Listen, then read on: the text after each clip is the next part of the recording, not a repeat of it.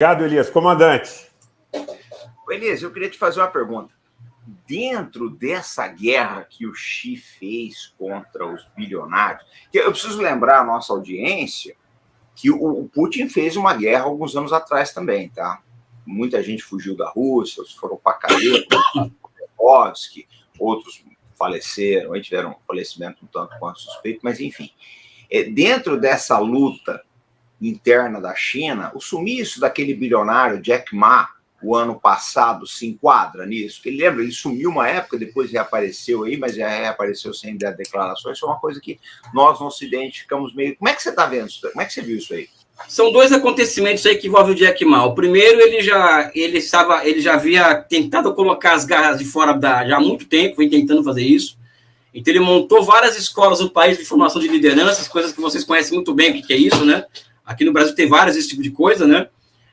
E vinha reiteradamente criticando as amarras institucionais que o governo chinês estava colocando ao livre funcionamento do mercado financeiro, né? Então, ou seja, ele pregava abertamente a abertura da conta de capitais. Esse é um ponto. Outro ponto é que o ramo que ele atua, que é um ramo de serviços tecnológicos, que fabrica esses TikToks da vida, tudo isso daí, ele é um setor que estava sugando boa parte da inteligência da juventude chinesa que saía da universidade e, ao invés de querer trabalhar em uma fábrica de semicondutores, quer trabalhar na Alibaba, né? Então, junta-se dois processos aí, que é primeiro, né? Ou seja, ele começou a desafiar abertamente o poder do Partido Comunista. Então, eles esperaram dar uma semana para o maior IPO da história, o lançamento público de ações da história, que seria do Alibaba, né? Para pedir o cancelamento exigir o cancelamento do lançamento e pedir para o Jack Ma e responder algumas questões para o terceiro escalão do Ministério das Finanças. Isso é uma demonstração de poder muito impressionante. E a segunda é parte desse arranjo todo que a China tem feito recentemente de desviar todo o foco intelectual e toda a energia política para a construção da sua soberania tecnológica, né?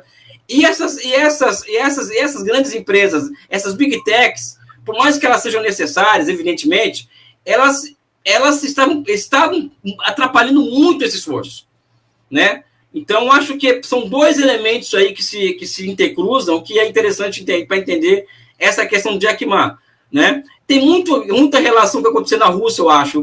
Aliás, foi muito feliz com a comparação, né? E foi para mostrar para os bilionários, olha, você pode ficar rico, não tem nenhum problema, mas a partir de agora vocês serão ultra regulados, né?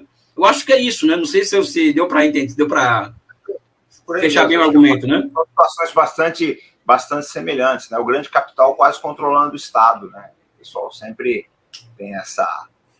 A gente conversa muito sobre isso, né, comandante? Inclusive, nós estivemos no Monark, o Elias também esteve lá, e eu disse para o Monark o seguinte, quer dizer, que a situação que você tem, aqueles que rechaçam completamente a presença do Estado, é entregar... O Estado é o seguinte, no meu modo de entender, é o seguinte, você entrega os anéis para não entregar os dedos.